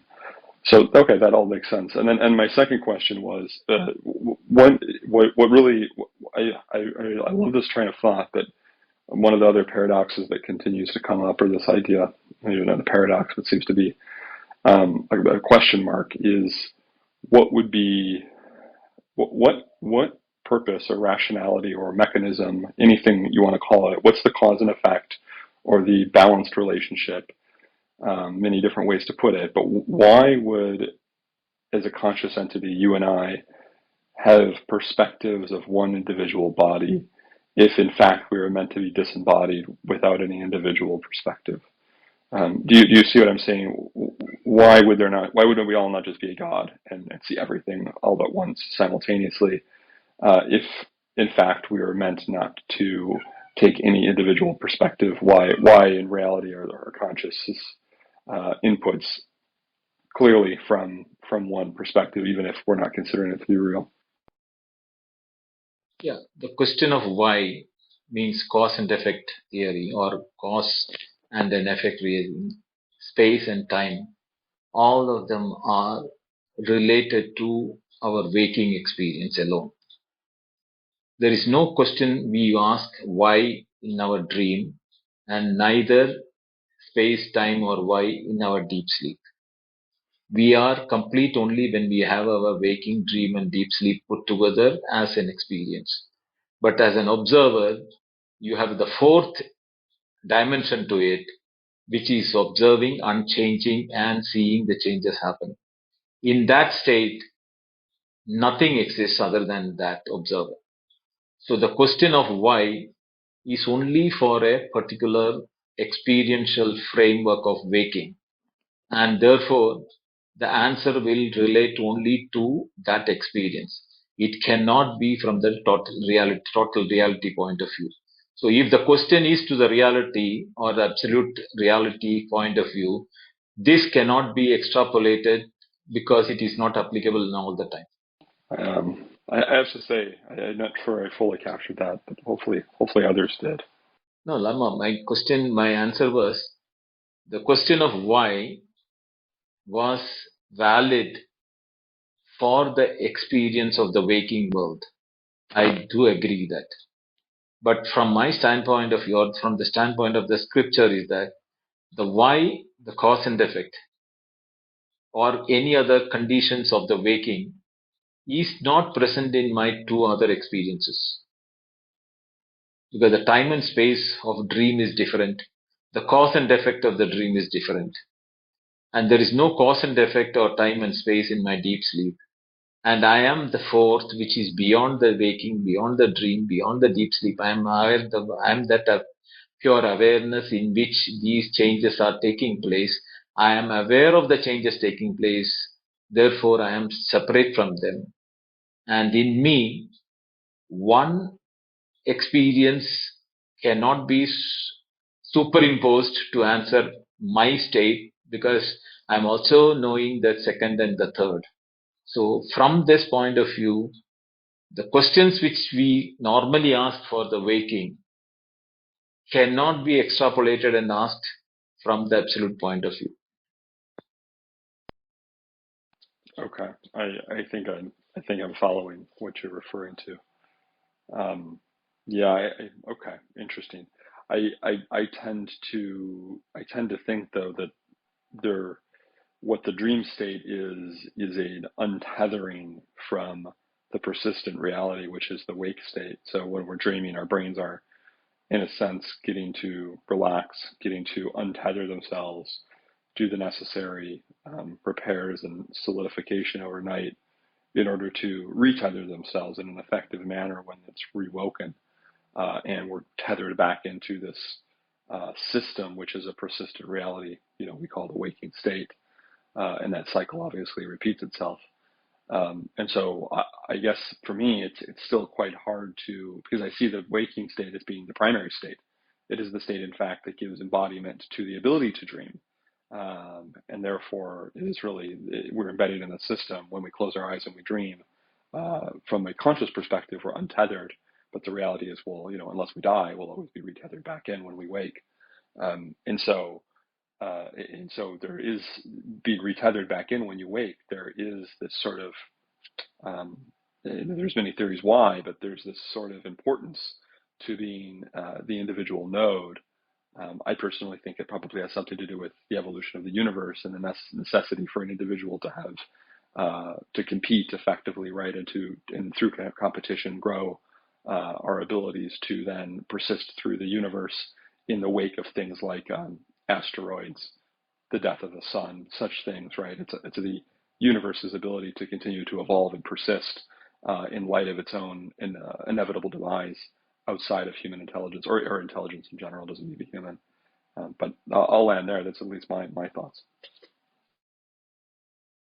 The scriptures in what we are dealing here, it clearly says that the waking is a world of gross experience. The dream is a world of subtle experience. There is no grossness in that experience. But the mind being common for both is the reason why we are able to recollect some aspects of the dream, even though we don't remember all of them, because the mind being shared between them. So for the practical purpose, we can dichotomize between the two. One is the world of experience, one is the world of reality. In the world of reality, the experiences have no role to play. And when the world of experiences are happening, they have to depend upon a substratum where the consciousness or the awareness without projections existed. That state, we call it as deep sleep from the waker's point of view, but it is not really from the waker's point of view, because the waker was not there in the deep sleep, nor the dreamer. Both the waker and dreamer put together, they have got a mind. It is not present in the deep sleep. So the deep sleep, on which when you superimpose the experiences, it becomes waker and the dreamer. From when when that waves subside in the awareness without projection, it becomes deep sleep. This is how it is, example wise explained in the scriptures. And even in the waking, if you look at it, the I, without any adjective to the I, from your childhood till now, it has neither become aged, old, or anything. It was even the memory, the world, the experiences would have kept on changing. But the experience of the I as a child, the experience of I as a teenager, or experience as I as an adult, that I has not undergone any change. That I will be present even when you are in the deep sleep, but there is nothing to cognize or perceive. Therefore, that I doesn't stand as I, but it becomes pure awareness, because the I is not there. The I comes only when the projection takes place. But the I, as the pure entity, without the I-ness, is present in the deep sleep.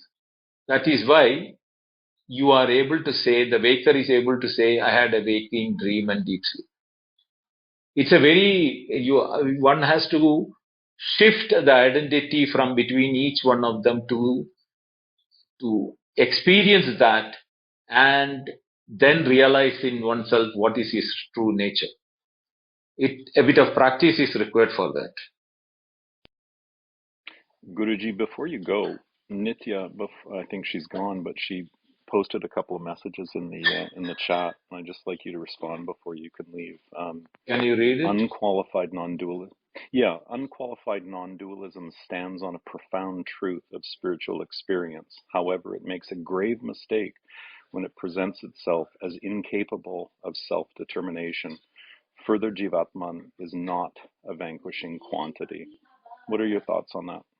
I mean, I think that the answer that you just presented, addresses this, but maybe go into a little bit of detail on this misnomer of the individual. The individual is a projection. The Jivatma is a projection when you identify with the individuality. And this, to the point of view, like a snake or a mirage who is seeing when we explain the mirage or the snake, what you see is not the reality. To explain the individuality and the world of experiences, the scriptures uses the word that the Brahman desired to become the many. In fact, it is not as if it is desired to become many is the way one has to understand that. The consciousness never has become many. The consciousness existence is pure and perfect, unchanging all the time. Avikari, avyavaharim. There is no transaction possible in it.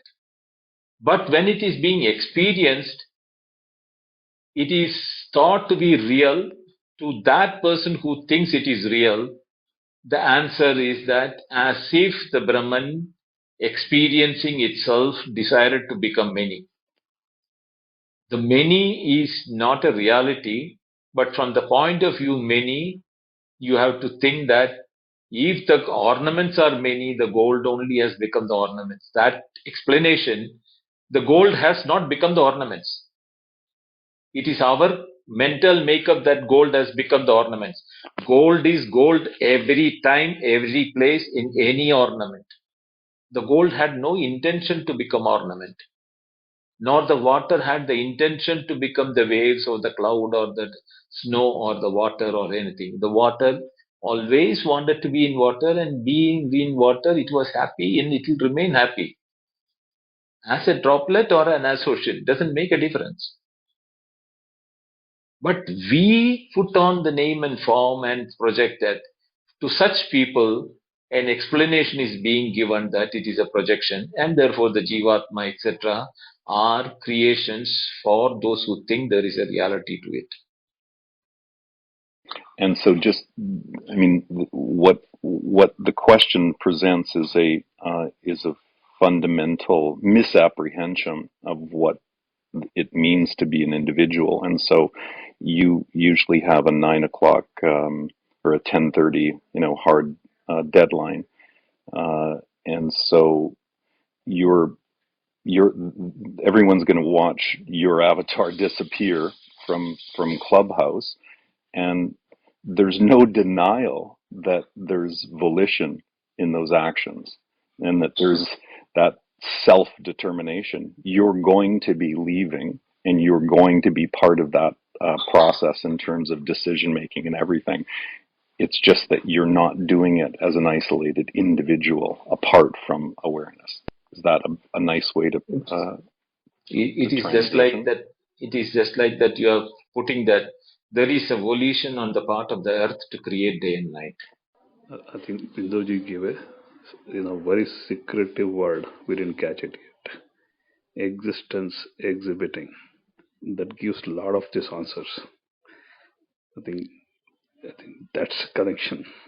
The sun, the moon, the earth, the water, none of them have a volition. Volition is a creation of human mind, and we are caught up in that. Look at the nature. Is there any volition for any atom in the world? Everything is natural. So if something is going to happen naturally, we put volition into that to make it our way of looking at things. There is a flow. This even answers that earlier question of motivation. So everything is functioning to its optimum anyways, without even identification or without that whole individual goals per se.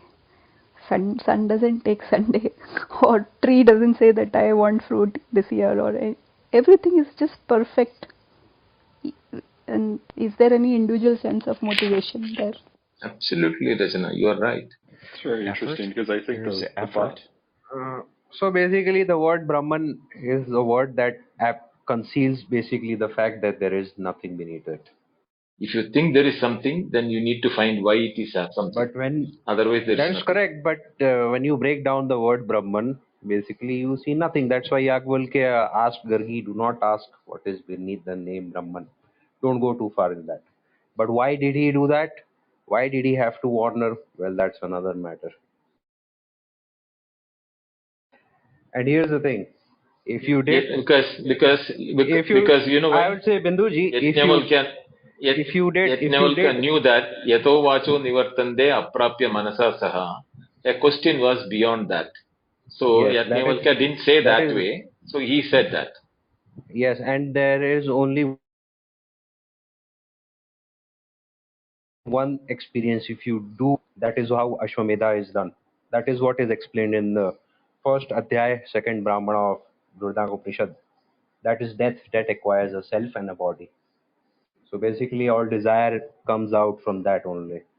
Yeah, so the other part of her question was, or the next statement she makes, is that the true mission of the individual consists in being a luminous center of the absolute, increasing self-manifestation by resolving dualities in a true fulfillment and delight. What's your I comment on thought it's that? a statement. I thought it's a statement rather than a question.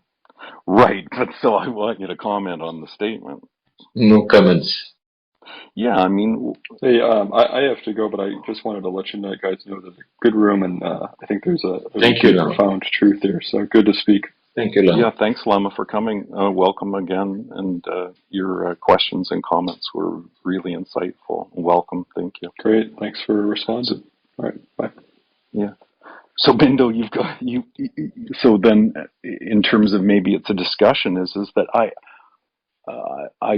can't accept this statement. It's this statement that she's presenting is just an idea. There's no foundation. Maybe there's some foundation in scripture, but to know thyself or something like that. But it seems arbitrary. That the ultimate freedom is to not have to worry about knowledge of the self. So please, what's your comment on it? If you have knowledge of the self, nothing to worry about. If you don't have it, you should know what's your true nature, what you call it as yourself. What is that? Is it the body? Is it the mind? Is the individuality? You need to find an answer for that, no? Yeah, but do you think that there is some absolute mission of the so-called individual? No. If the mission is there, if the individual thinks it is separate and individual. But if it knows the reality, there is no individuality, therefore there is no This, mission. I think, is an important part to highlight. If the so-called individual, believes that the great mission for that role is to become a great violinist or a pianist or a botanist, and that becomes the life work and the so-called obsession, then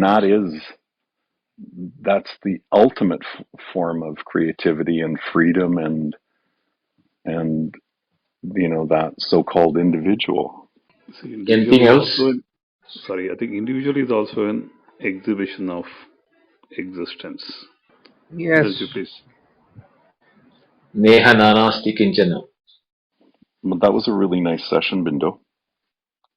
Okay, thank you all. My time. So on Monday, we'll start the 7th chapter of Chandogya. Monday It's or a Wednesday? beautiful thing. I love that chapter particularly. It's one of my favorite.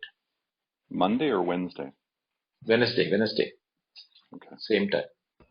Okay. Bindoji, Yeah.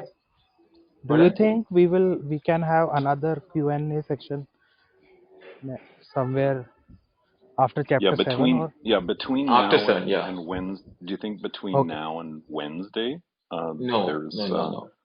I think we better after 7. After chapter 7, we can have one. Okay, so basically what you're saying is that you're refusing to debate me on the nadis then. Nadis, you go through if you have got the recording, go through it again. I'm telling you very clearly, the questions are leading question to narrow it down, and then it will say it starts with a letter S or letter which starts with an F or letter starts with a P, is to bring you narrow down to that. And then they will, common names they will throw out. And one of them will hit the bullseye. Bindo, you can't start the debate as you're leaving. I mean, this has to be a full on debate. So Okay, we'll do it some other day. Let's do it But you next have to month. bring, Let's set a but date. you have to bring, but you have to bring your recording and play it so that stop. I'll stop it every in between and prove you where you're going wrong. Do you speak Tamil? Yeah, You do. you can speak. Thank you, Guruji. That was a wonderful Thank you. session. Right. Thank you for Thank sharing. you. Rio, namaste. Thank you, Binduji. Thank you, Binduji. Thank you, Benajay.